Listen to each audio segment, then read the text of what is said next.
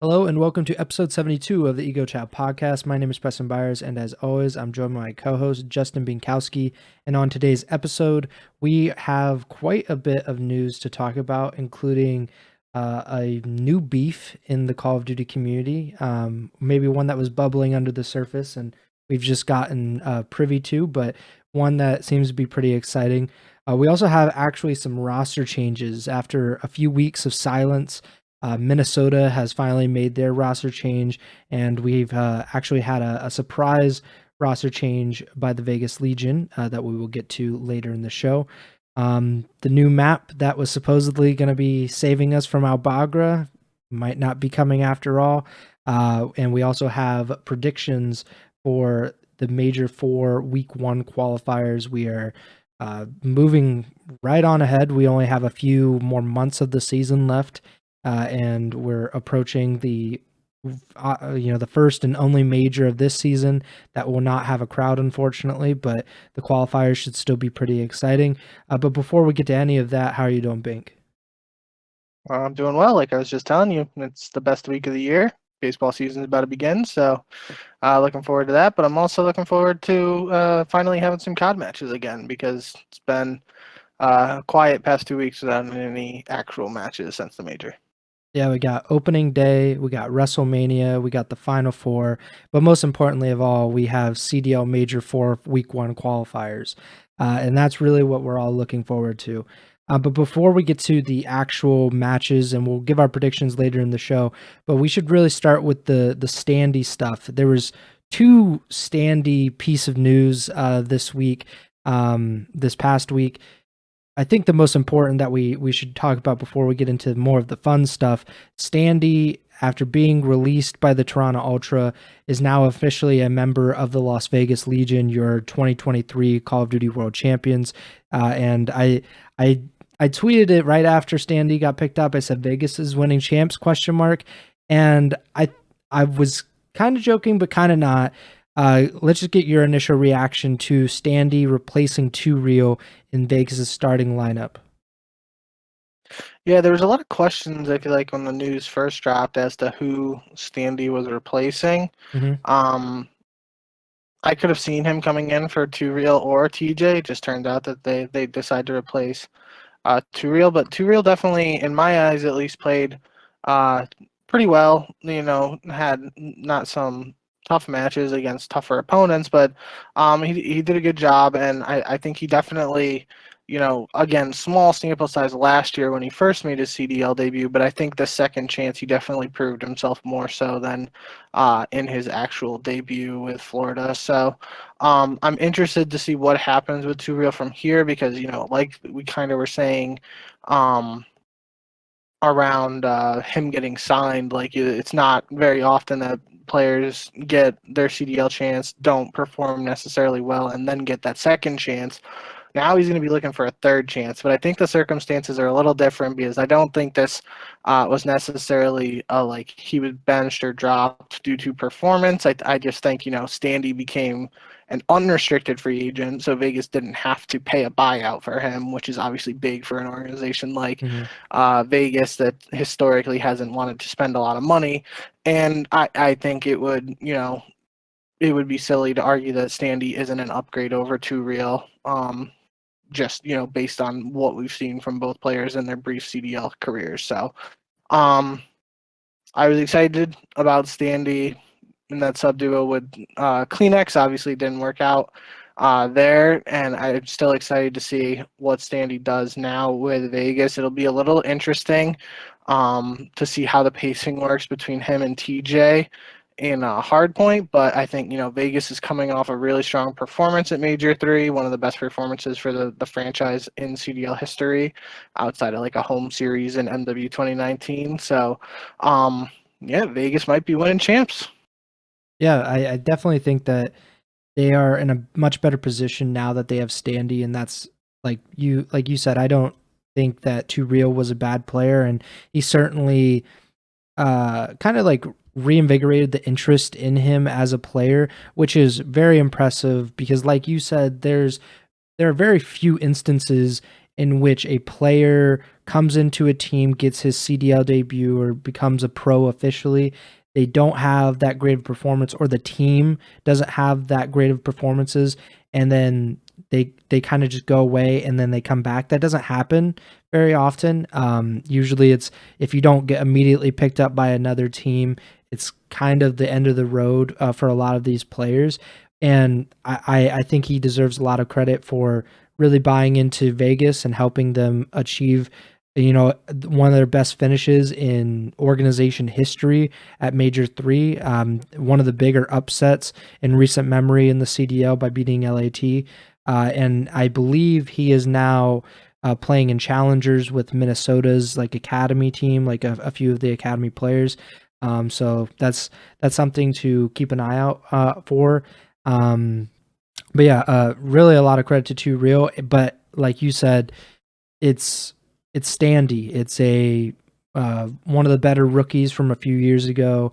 A guy that was obviously thought highly enough to be picked up by Toronto at the beginning of the season, and Toronto has had a very good track record of identifying talent and making those rosters work. And I really believe them to be one of the best teams in the league earlier in the season with Standy in the lineup. But it didn't work out there. But who knows? It could work out with Vegas.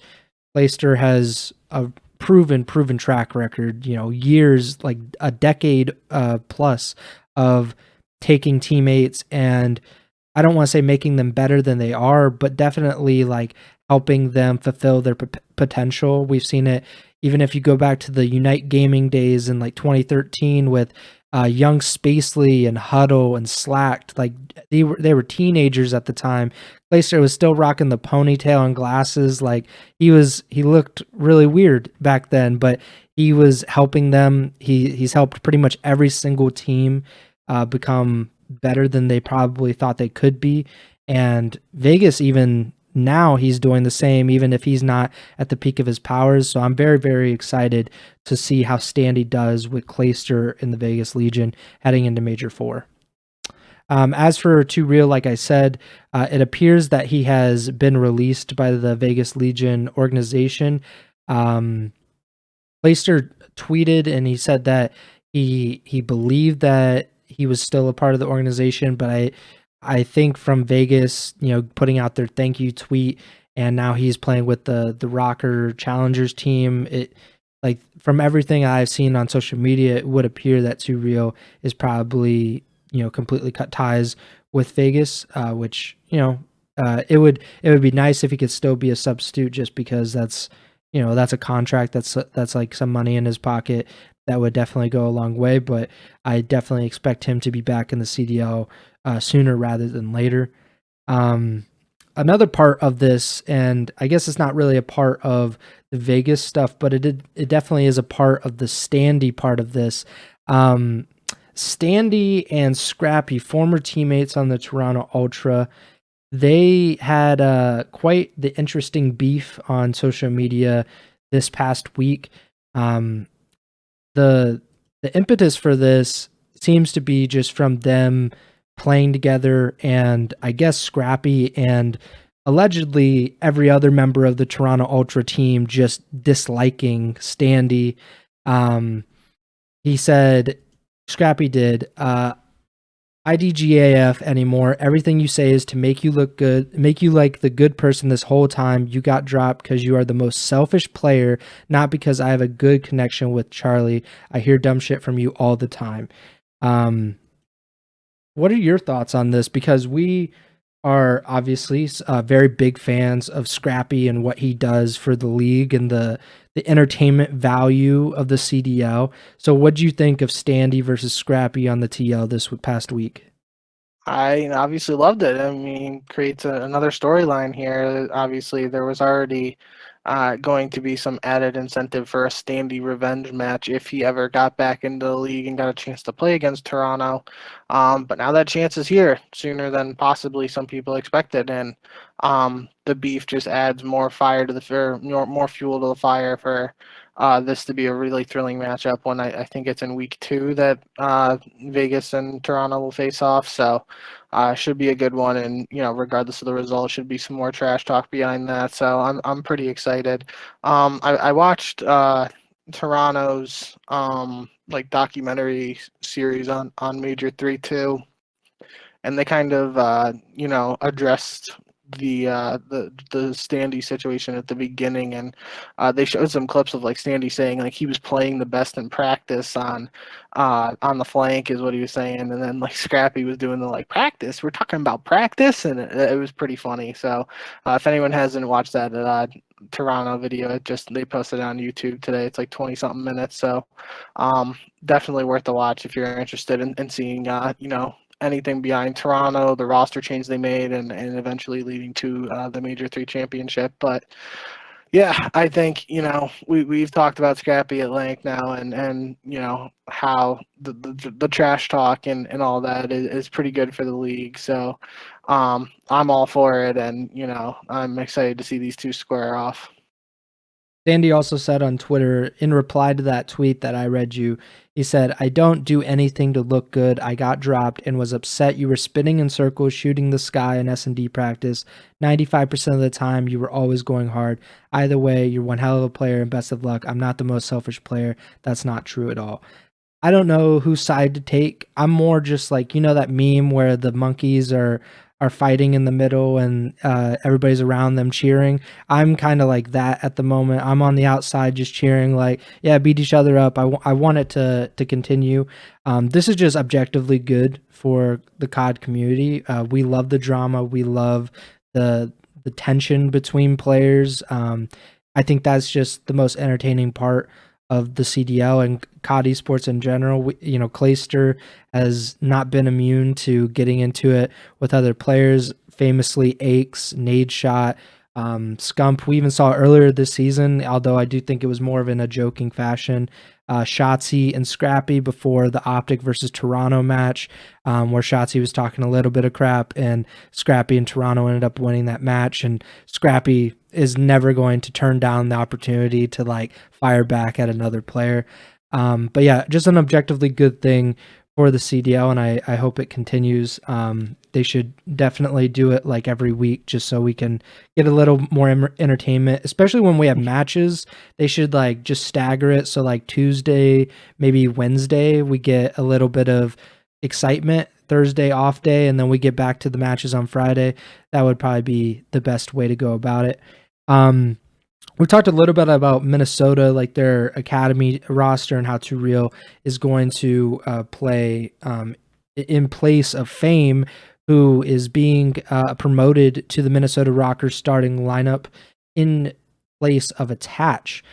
This came earlier today. Bink actually wrote an article, .esports.com. You can go to the Call of Duty page, and you can see that Bink's article's up there about Attach being benched, which was a surprise to me. The roster change in general, just something changing with the Minnesota RØKKR, was not shocking in the slightest to either of us. We've been saying for several weeks now that we'd be more shocked if Minnesota just kept their same roster, didn't make any change. What changes were you expecting?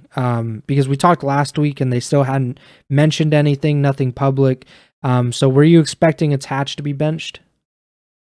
No, I wasn't. And I think that's the biggest part here, is that it kind of, in my eyes at least, illustrates just how serious Minnesota is about kind of like winning at all costs. To further elaborate on what I'm trying to say there is that Attach was seemingly the player that Minnesota chose to build around this season. He was on the team in the previous season as well. he was technically a free agent, I believe. They signed him and then built around him with 3 European players. And usually, you think to like traditional sports, and even in a lot of at least Call of Duty lineups in the past, if somebody is you're building a squad around them, it's not very often that you see that player that you're quote unquote building around being the one who is benched or released or traded first. So that was kind of surprising to me, but like you said, we were talking that we felt a change was needed, and I said multiple times I had no idea where to even start with the change, in terms of who to replace. It sounded like, based on the video RØKKR put out, that they trialed, at least trialed Fame in multiple roles in terms of being a main AR and a flex. So not sure who he was possibly replacing if he was coming in with the flex, because you would think that's Cammy on paper, but I think now they're saying that Bance is running the flex, or that was like some community speculation or something. I'm getting mixed up, but regardless, yeah, I think it's an interesting move, and like I said, it just shows Minnesota. It's you think about Attach being a historically great figure and one of the most popular players in Call of Duty, and having an incredible brand, which is something we talked about at length when talking about Attach's prospects for any team to sign him. It's pretty surprising that he's benched, but he seemed, at least in some clips and stuff, and I tuned into his stream for a little bit. He seemed a little more positive. He's always a positive kid to begin with, so that's not entirely surprising. But a lot of his messaging was like he was repeatedly saying like, I might be back this year. He made it clear that he's not going to play in challengers, and most likely won't get on another team due to like the contract situation, but he kind of made it sound like there's a chance, like if this roster doesn't work out, they might bring him back in and try to make another change. And that was something Looney said towards the end of the RØKKR video too, is that they're going to continually evaluate the roster throughout this set of matches, and make any further changes that they deem necessary if more changes are necessary. So going to be interesting. I think the biggest thing to look at is, in terms of both these teams that we just talked about, Minnesota is in 8th place right now in the CDL point standings, and Vegas is 20 points behind them. And Vegas obviously is coming off a good performance at the Major 3, Minnesota not so much. So could be a little, tipping the scales there in Vegas's favor. And if I had to grade the roster moves or evaluate them, like compare them, I think the Standy move is, obviously more of an upgrade than, replacing a guy like Attach. Now, obviously there's, I don't think it's biased, but I think it's it's tough to judge because it's, a rookie being replaced by not a veteran in Standy, but somebody who's won a CDL event before, versus a world champion being replaced by an amateur player who hasn't played in the CDL yet. So it's a little unfair maybe to say that, but I do think that the Standy move is more of an upgrade than potentially Fame replacing Attach. But who knows? Maybe Fame comes in and he just absolutely fries and, proves that point wrong. So we're gonna have to see. But like I wrote in the article, those are big shoes for Fame to fill. Even if Attach wasn't necessarily performing well individually or the team as a whole, it's still, anytime a rookie comes in, they're gonna try to make their name and make it stick right away. But I feel like it's a little more pressure for Fame to come in for a guy like Attach, as opposed to like Too Real coming in for pro loot, like different situations. So we'll just have to see how it works out. Obviously, I think the biggest benefit for Fame is things can't get any worse for Minnesota. Even if they lose every match where he's playing, that's still the same results that Minnesota was just getting in the past set of Major 3 qualifiers and a Major 3. So technically should only be up from here for Minnesota, but we'll have to wait and see. It's definitely more pressure for Fame coming in because it's Attached, because if it was another player, I think it's not on the same level. But like you mentioned, Attach was the only player to be kept from that last season Minnesota roster to this season. He's essentially the face of the franchise, even though it's not the same. It's not Scump and Optic, but it is. He's been there for a little bit. I think he's been there at least a year and a half, almost 2 years, maybe more than that. Off the top of my head, I can't really remember.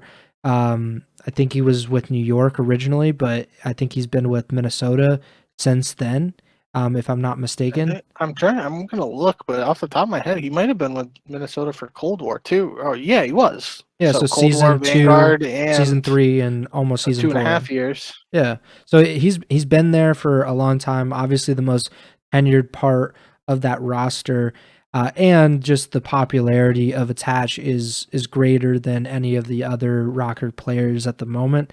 But yeah, the pressure is on for Fame to improve that team, to at least win a few matches. It's a really disappointing result, of course, to lose every single match in a cycle, to go from major 2 you lose major 2 in the losers bracket, to major 3 qualifiers, you lose every single one, and then you get knocked out in the first round of major 3. They're on an 8 match losing streak, or 7 match. No, I believe 8 match is what I put earlier. Which, if they lose all of their qualifier matches this coming these few weeks, then they will set a new record for the longest consecutive or longest losing streak in CDL history, I believe. Although I did not carry over how many losses Vegas had to start the season, because when they were still Paris, I don't know if the streak continues, but the Legion as a whole, I believe they lost, I want to say it was 12 straight CDL matches to end last season. I don't know if Vegas started off with a loss. I would expect them to start off with a loss this season, so maybe Minnesota has a little bit of ground to make up. But regardless, it's dangerous territory to be on that long of a losing streak. And like you mentioned, Vegas is right behind them in the CDL standings. And I just looked at the schedule for these two teams. Minnesota has a much harder schedule for this set of qualifiers than Vegas does. Let me go through the schedule real quick. Minnesota plays Florida and LAG in the first week. Not too difficult, although they are doing that on a home series, which they will be playing in front of their own fans in Madison, Wisconsin. So that's interesting. But they're also playing on the same day. So if they have one bad day, that's pretty much it for the first week of CDL matches. Then they play New York in week 2, and that's their only match of week 2. And then week 3, they play Atlanta, and then they play LAT. Like, there's a real chance they have a losing record in this set of qualifiers. Whereas Vegas, I think they have one of the easier sets of qualifiers. They have Boston first, which is probably pretty tough considering how good the Breach have been over the past month. Then they play London, the worst team in the CDL, with a new roster. They'll only have had 2 matches with Ulysses in the roster. Then they play Toronto, which is obviously a very difficult match. Then they play Florida. I think Vegas has a good shot to, and then I think Vegas has a really good shot to, finish with a winning record, potentially close the gap even further. And then who knows what happens at the major. Starting in the winner's bracket could even be that big of a bonus. Like, just being able to have another chance to win a match would go a long way for either of those teams. So, I'm very interested in how this works out for Minnesota, because it is a very important time in the schedule to make this change.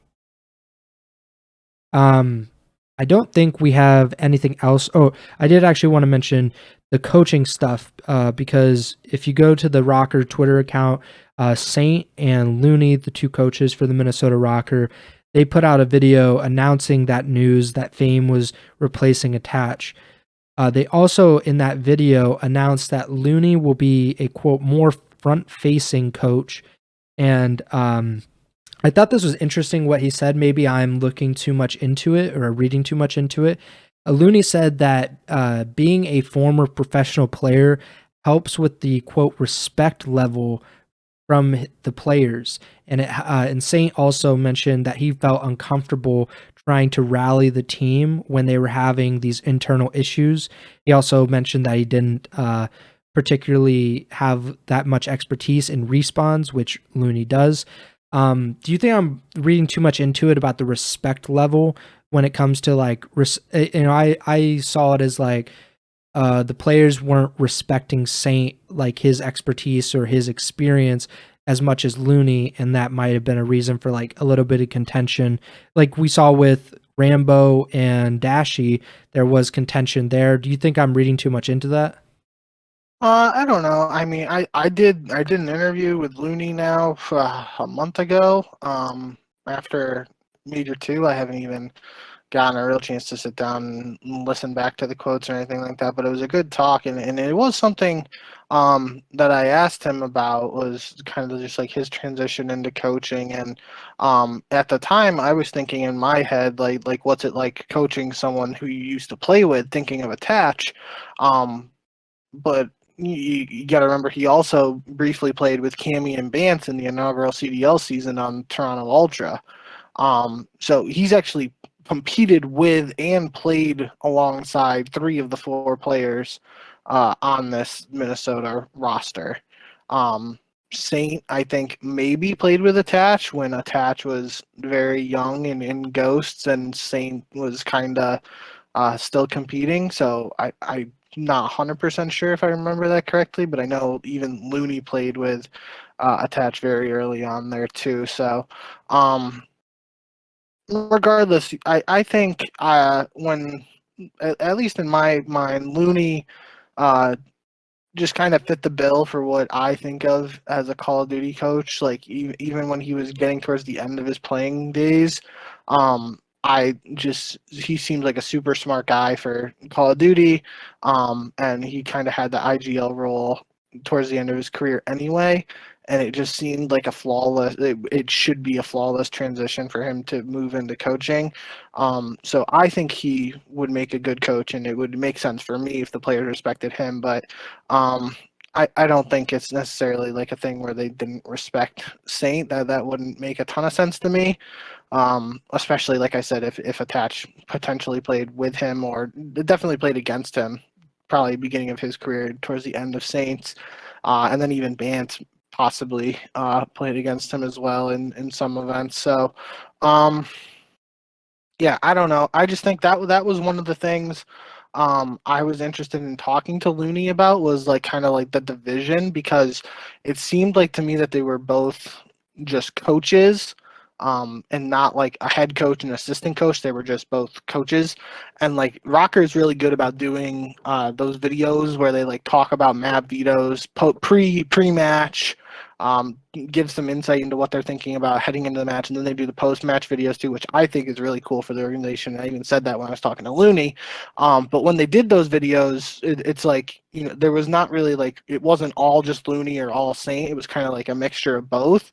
And again, that's just, if there was a head coach, I would assume like the head coach would be the one, or if there's an analyst, maybe the analyst does all of those videos or something like that. So I don't know. That might be a case of me looking too far into that.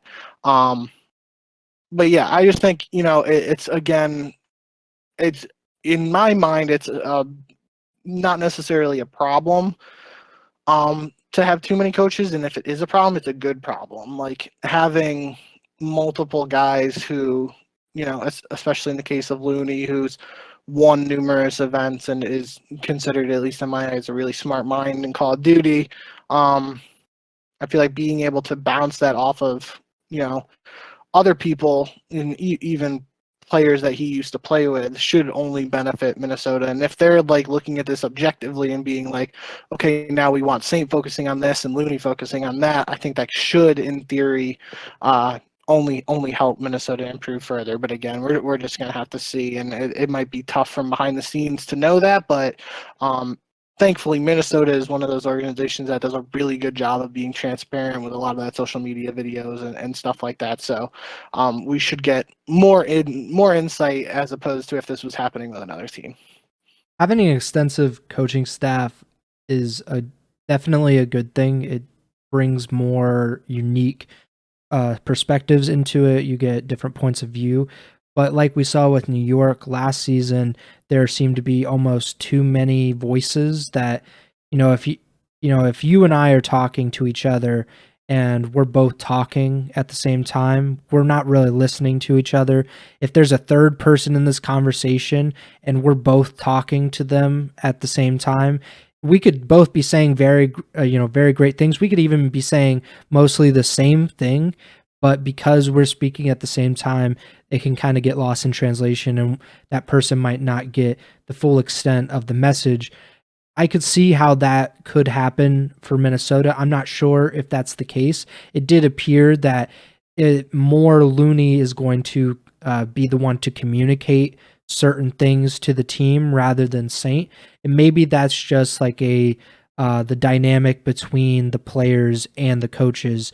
We see it a lot of times in traditional sports where the assistant coach might be the one to deal with conflict, or I think of like basketball players, like the head coach might not be as in the team and as ingratiated with the players as an assistant coach who might be younger, a former player, someone who's played on the same team, like you mentioned with Looney. And I did look it up. Saint played with Attach on Curse Orange in like 2013, 2014. So a really long time ago, but that relationship goes back probably a decade now. But yeah, I think there just might have been some issues between the communication, which is, of course, probably the biggest part of coaching. Like the X's and O's and the strategies are all important, but if you're not able to effectively communicate with someone about what those strategies should be and not able to kind of figure out how to deal with people,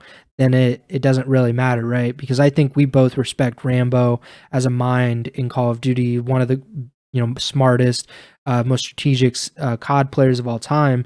But I think it could be the case with Optic that there being a clash between Rambo and Dashy, there being kind of a lack of communication. Maybe it wasn't the case. Maybe we were just getting a lot of Dashy's point of view. But I just think like when you have that clash, it doesn't matter how good Rambo is at X's and O's. It doesn't matter how good of a coach he might be. When Dashy is saying like, I have a problem with him, or the team feels like there's a problem and we don't want it to bleed over into any of the practices, any of the matches, then Rambo kind of has to take a step back. And I think we might be seeing that with Minnesota. Something has to change, and we saw the change with Fame replacing Attach, but maybe the coaches are part of the problem as well, and it's time to kind of switch things up. But it'll be really interesting to have like quite a few big matches coming up that could really decide, their CDL future, so to speak. Getting to champs and all that. So a really tough time for Minnesota that they're gonna have to figure out. One of the last things before we get to our predictions for Major 4 Week 1 qualifiers. Himomat Expo, the map that was supposedly the savior for the CDL, going to save us from Albagra Fortress control. It will not be joining the CDL, at least momentarily. I don't know if they will eventually bring it into the rotation, but Crone, our boy Crone at Intel CDL, he tweeted earlier today, "I'm told majority of the teams voted to keep Albagra Fortress control in the map pool instead of replacing it with Himomat Expo. Very few teams wanted a change." Does the fact that reportedly very few teams wanted a change, does that surprise you, Bink? Surprises me a little bit. I still haven't gotten a chance to play the new map myself. But just based on how much hate and just the overall perception of Albagra control as a map and mode combination, it is a little surprising. But at the same time, I think the only justifiable argument is that like we're literally past the halfway point of the season now, and they might not want to mess with the map pool with only 2 majors and champs left in the season. I don't really think that's a good argument, but it's the only thing that comes to mind why so many teams would be in favor of keeping Elbagra in, unless for some reason the pros who aren't very vocal on social media just absolutely love the map, as opposed to the few pros who have been vocal about how much they don't like it and the fans. So yeah, a bit of a weird one. I would have liked to see Albagra Fortress control removed. But yeah, it could also be a thing we were talking about last episode, how there was that the death cam situation where they weren't able to add the map right away because it had to wait for the update. It had to play on the new update, and they couldn't play on the new update because there was a death cam glitch that wasn't on the old update that they were playing on. So that maybe could have affected it, and the pros just didn't have enough time to practice it before these qualifiers, and they didn't feel like throwing it in. But it was in ranked play. I know you're not playing with your full team against other full CDL teams. I guess you could in theory, but you're most likely not when you're playing ranked play. But yeah, I guess that's just another potential argument against adding Expo. But end of the day, yeah, it is a little bit of a weird one. And I certainly would prefer another map being added as opposed to seeing a full team sitting in spawn for a minute because they've guaranteed defense in round 5. I think it was Easy Mac, one of the best stats guys in the CDL. I believe he's an analyst for Atlanta FaZe. He tweeted that Albagra Fortress has the lowest attacking win percentage in CDL history or control history, so not even the CDL. I believe offense wins fewer than 20% of the time, which is ridiculous. That is absolutely ridiculous. I obviously I haven't played it. I haven't played a COD map in like 3 years, so I'm not gonna act like I know the ins and outs of these maps. But I did see a few tweets, and I can't find them now because I was an idiot and forgot to save them. But I saw a few tweets saying that some pros were not as they weren't practicing Expo because why would they practice a map that wasn't currently in the pool? Also, like you mentioned with the glitch, if they're practicing on a previous patch, they're probably not going to go out of their way to go on the current patch to play on Expo and try it out. So like they're just used to Albagra. So I guess like the devil is better than the devil you don't, kind of. I believe that's the saying. I think I nailed it. But Slasher also tweeted, and I think it's always funny because Slasher's pretty public about his disdain for the decisions made regarding the CDL, and this decision actually wasn't it wasn't like unilaterally made by like Daniel Say. It's not like he's like, yeah, let's put in Albagra or keep Albagra and get rid of Expo. But this was like a player vote, and Slasher tweeted, "I tried," in reference to like trying to get Expo into the rotation. And Slasher also said, "I've been saying pros nowadays should not be involved in the votes. This would have never happened in the good old days." I'm not entirely sure what he means. Like I understand like they take votes and stuff, but I feel like this definitely would have happened because the even the pros back in the good old days would have used it to their advantage to give themselves like a competitive advantage when it comes to this kind of stuff. Like if you're a really good Albagra team, like maybe you could steal an offense, or maybe you could steal 2 offenses in a match, then like you'll probably want to keep it rather than go to a new map where you might not be as good. What did you think about Slasher's comments about the pros back in the good old days wouldn't have done this? I think, yeah, it's definitely a weird one. I can see it both ways. I can definitely see him saying like just like the older generation of players probably would have just been like, yeah, get this map out of here. But I mean, yeah, at the same time, kind of like how you were saying, advantageous if like one of the teams in particular, I'll just use Aches as an example, just because obviously I like Aches. If Aches' team was really good at El Bagra Fortress Control, I could see Aches being the guy. Just as much as he would be like, yeah, this map sucks, let's not play it. He would also be the guy like, oh, my team's good at it, let's pump the brakes on this a little bit. So I can kind of see it both ways. I mean, it's really just it comes down to, if we have better maps and modes available at launch, this doesn't even really need to be a conversation. But that's been seemingly a pipe dream for a while now, so it's just overall a tough situation. I think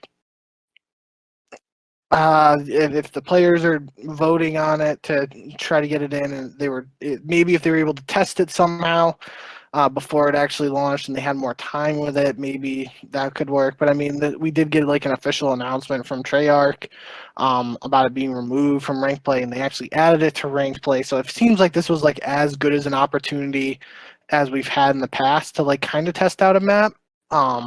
Obviously, in comparison to, or it's tough to compare it to, like having players like flown out to Activision or whatever to test out a map ahead of time or whatever. So kind of tough regardless, but I think the opportunity was there for them to change the map pool, and I think that's at least a positive, just that actual opportunity to make a change.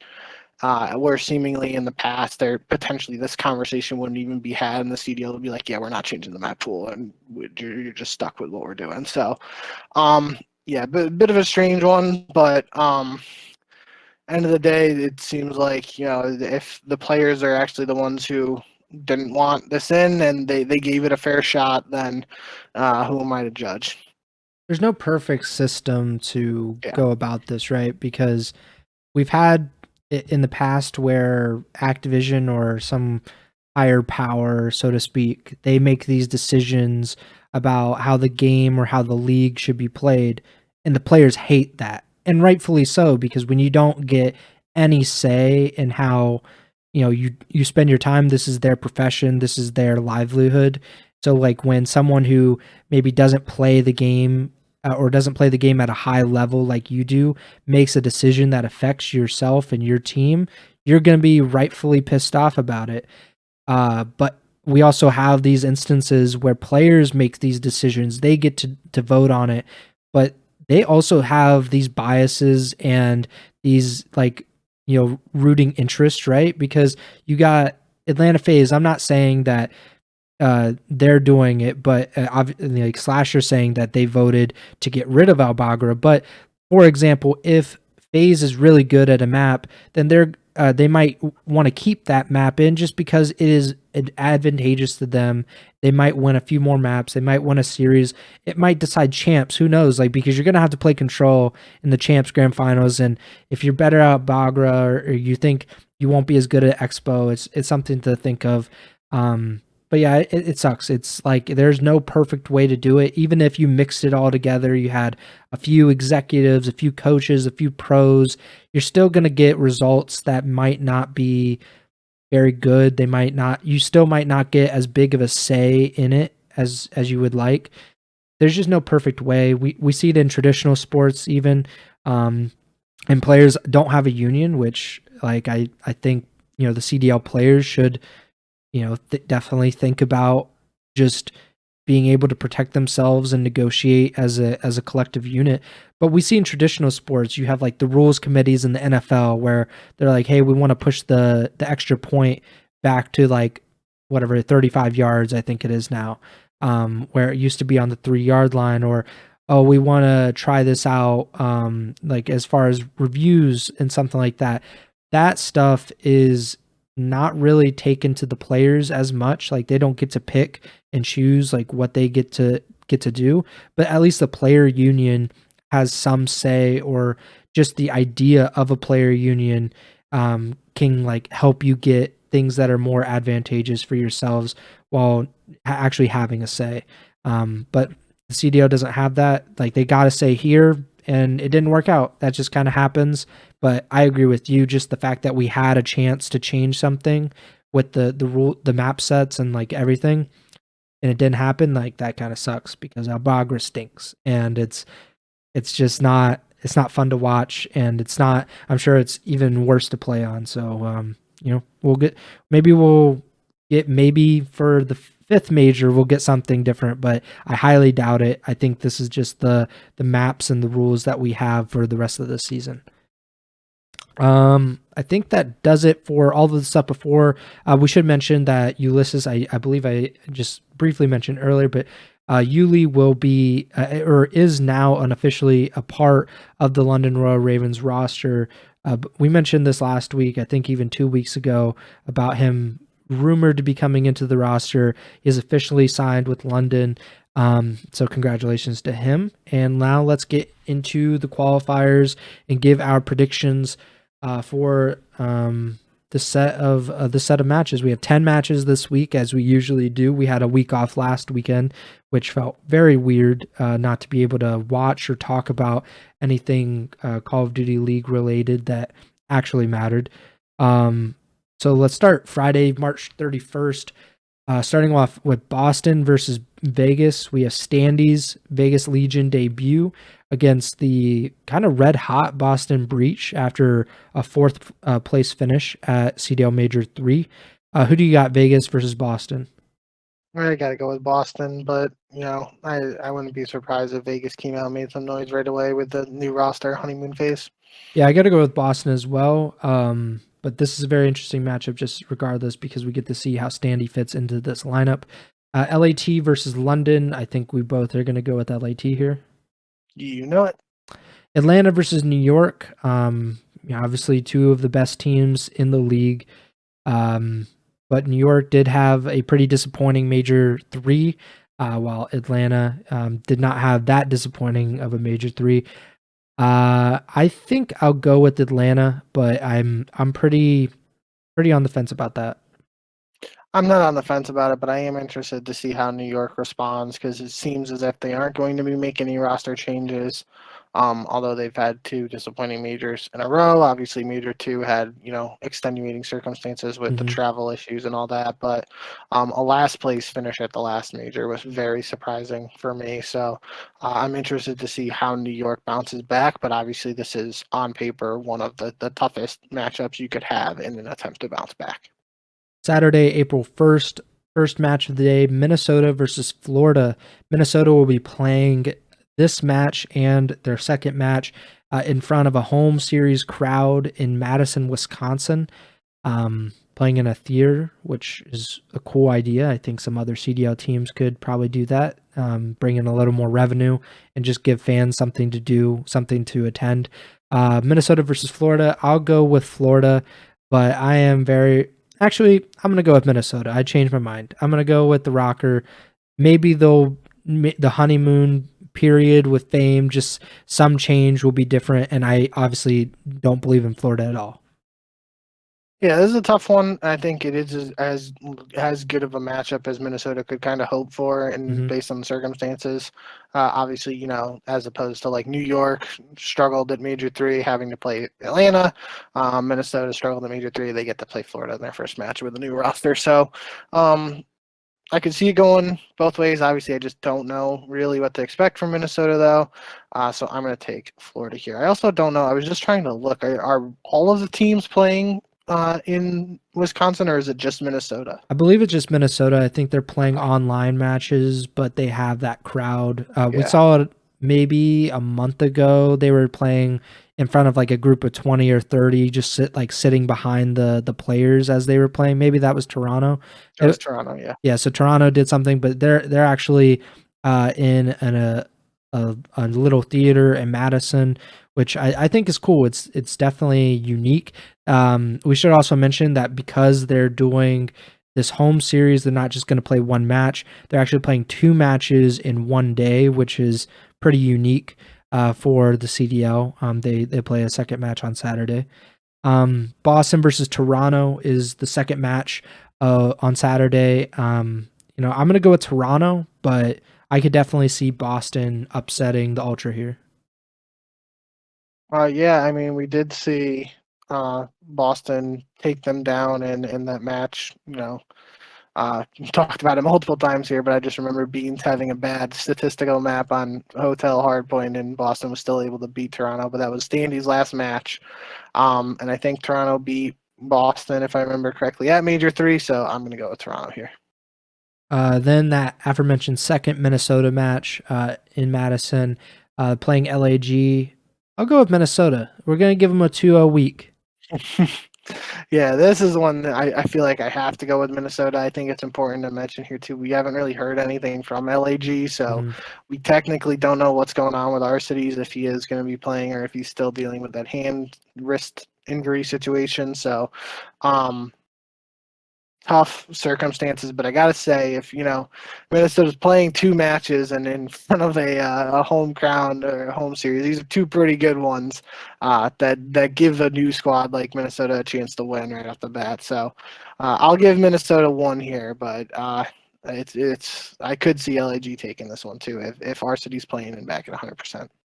Final match on Saturday, LAT versus Seattle. I'm gonna go with LAT because I remember saying Seattle lost their final match of Major 3, excuse me, and you never know, if they lose 1, they might lose 5. So I'm gonna go with LAT here.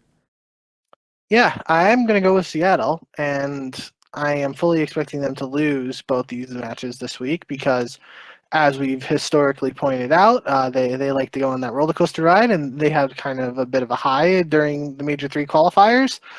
Didn't turn into a championship at Major 3 like you predicted, but nonetheless, I think that's up there, and it could be just starting to go on the downturn. So I'm going to still choose to believe in Seattle, but I'm willing to. I'm willingly seeing that I could pick them and they could easily lose too. So should be a good match either way.